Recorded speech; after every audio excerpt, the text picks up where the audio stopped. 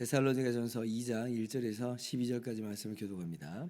형제들아, 우리가 너희 가운데 들어간 것이 헛되지 않은 줄을 너희가 친히 아나니, 너희가 아는 바와 같이 우리가 먼저 빌립보에서 고난과 능욕을 당하였으나 우리 하나님을 힘입어 많은 싸움 중에 하나님의 복음을 너희에게 전하였노라.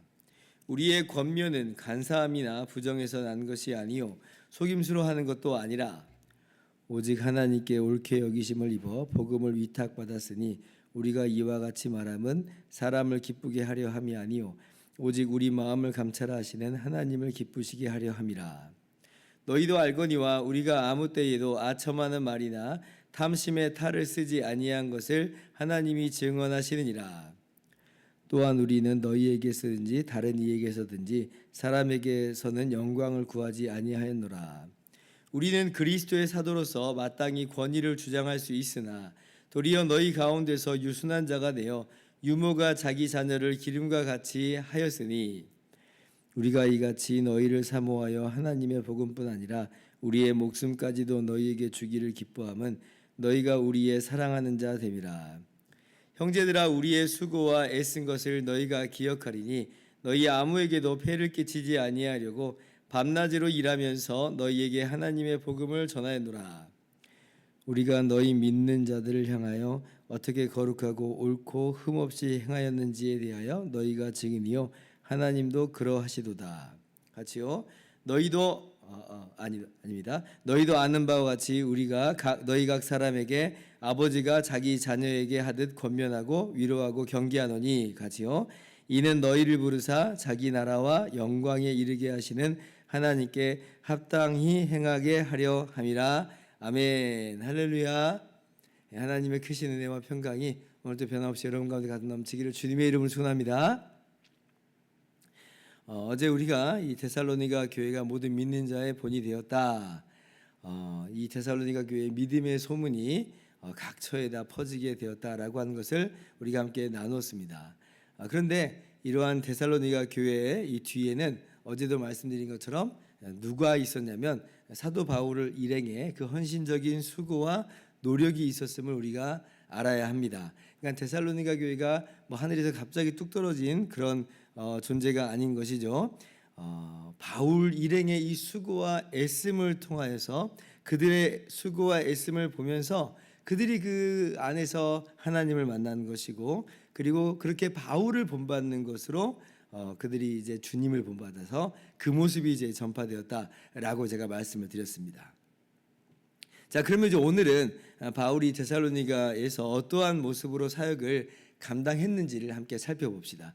그래야 이제 그 모습을 데살로니가 교회가 본받았고 또 우리가 본받아서 우리 역시도 믿음의 소문난 그런 교회가 될 수 있기 때문에 그렇습니다. 자, 그래서 바울은 어떠한 모습으로 사역을 감당했는가라고 할 때 첫째로 사도 바울은 오직 하나님을 기쁘시게 하는 마음으로 사역을 감당했습니다. 자, 3절 말씀 이제 보면 우리의 권면은 간사함이나 부정에서 난 것이 아니요 속임수로 하는 것도 아니라 오직 하나님께 옳게 여기심을 입어 복음을 위탁받았으니 우리가 이와 같이 말함은 사람을 기쁘게 하려 함이 아니요 오직 우리 마음을 감찰하시는 하나님을 기쁘시게 하려 함이라. 오직 하나님을 기쁘시게 하려 함이라. 바울의 중심은 바로 이거였어요. 하나님을 기쁘시게. 바울의 목적은 뭐였느냐? 오직 하나님께 영광을 돌리고자 하는 것이었습니다.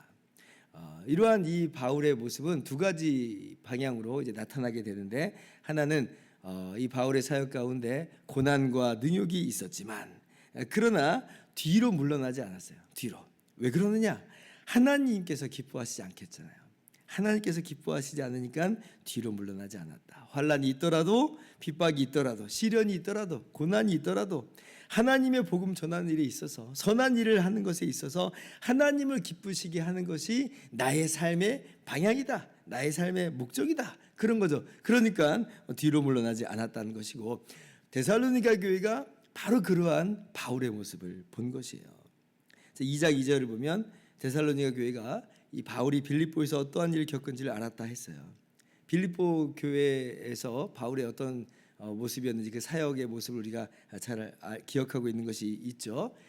이제 복음을 전하고 또 교회가 세워져서 그 가운데서 말씀을 가르치고 있는데 어느 날은 이제 그 점치는 귀신 들린 한 여종이 이제 막 좀 귀찮게 하잖아요. 이렇게 바울 일행을 따라다니면서 이 사람들은 지키옵시다 하나님의 일꾼입니다. 이런 식으로 하면서 이제 회방을 좀 놓았습니다. 그래서 이제 그렇게 하기를 여러 번 하니까 바울 사도가 이제 마침내는 그냥 예수님의 이름으로 귀신을 쫓아냈습니다.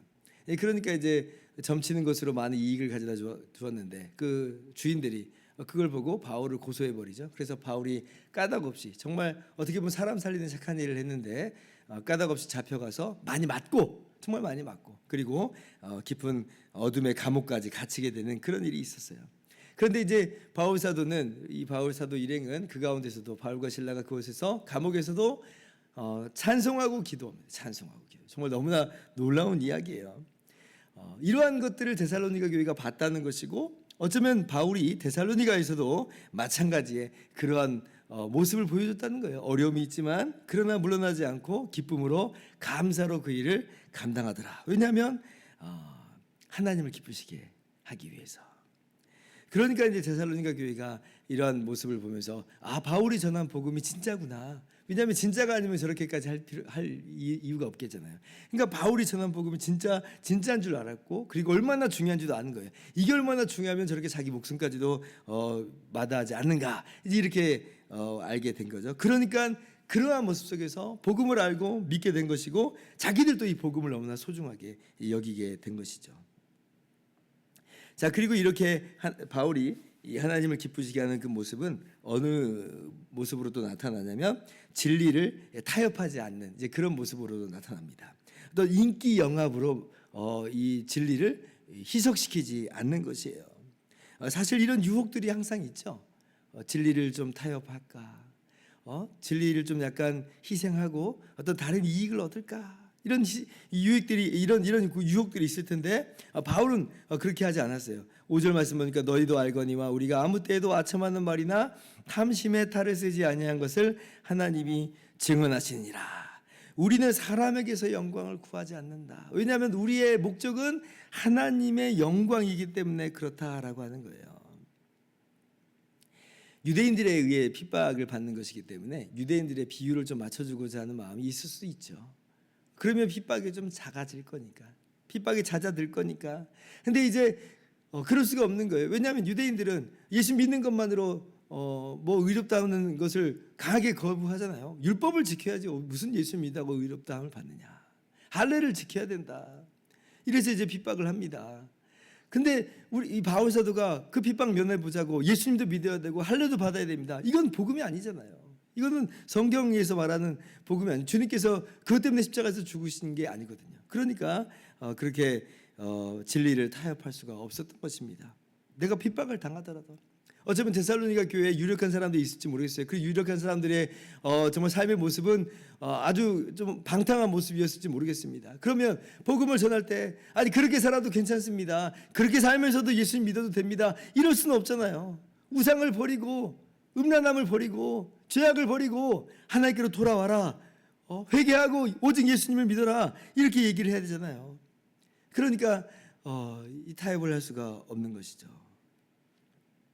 사실 비유 맞춰주면 부자들은 유력한 사람들이 돈이 많으니까 잘해주겠죠. 데살로니가 교회에 막 헌금도 딱딱딱 하고 사람들도 막 이렇게 도와주면서 막 그렇게 할 수 있었을 거예요. 욕심이 들죠.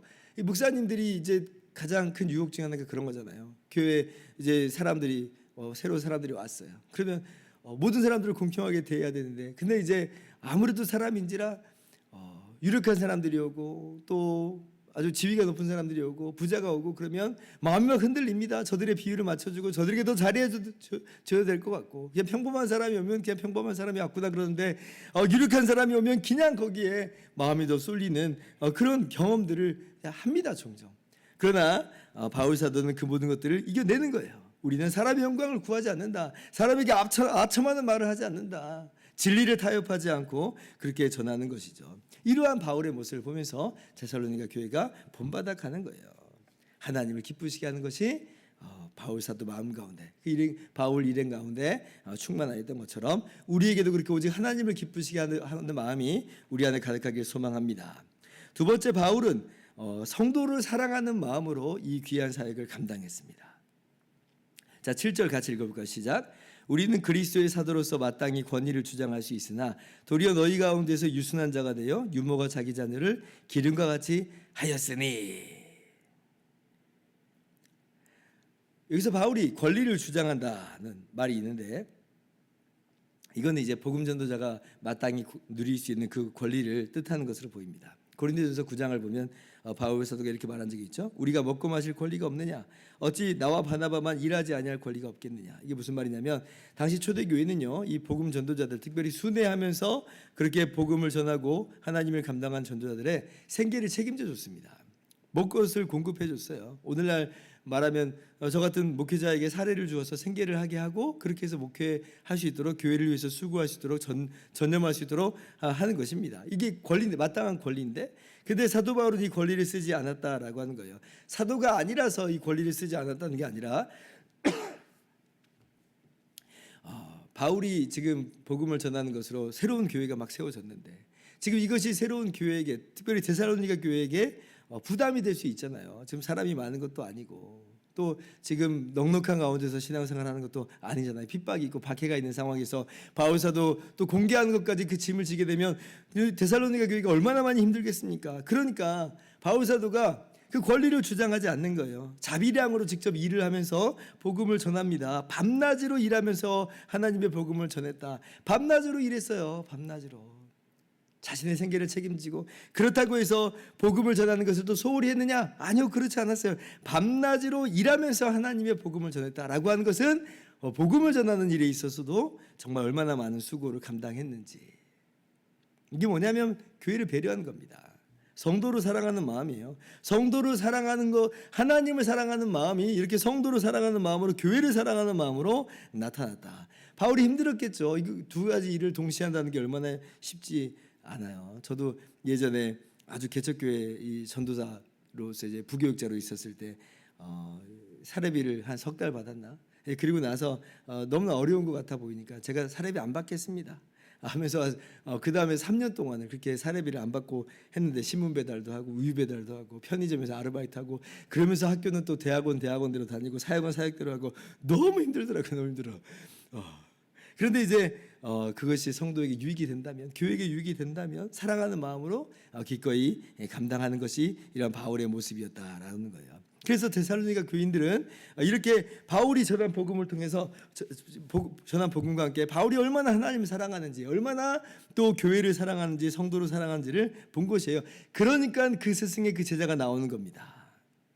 그러니까 데살로니가 교회도 하나님을 사랑하는 것에 있어서 뒷걸음질하지 않는 거예요. 핍박이 와도 박해가 와도 나는 예수 믿고 하나님을 사랑하는 일을 나는 중단하지 않는다. 또 서로 사랑하기를 얼마나 힘쓴 교회가 되었는지 그 소문이 이제 나는 것이다라고 하는 거예요. 여러분, 하나님을 사랑하고 또 우리 이웃을 사랑하고 형제와 자매를 사랑하는 건 남 얘기가 아니죠. 비단 바울만의 이야기가 아니라 데살로니가 교회만의 이야기가 아니라 우리 주님께서 우리에게 하신 말씀이에요.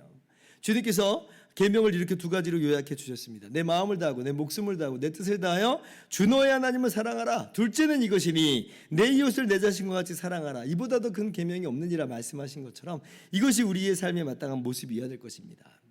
아, 바울은 그랬구나. 아, 데살로니가 교회는 그랬네 라고 넘어갈 게 아니라, 아 그래, 우리도 바울을 본받아서 또 데살로니가 교회를 본받아서 하나님을 사랑하고 또 우리의 형제와 자매를 사랑하는 것이 나의 모습이 되어야 되겠다.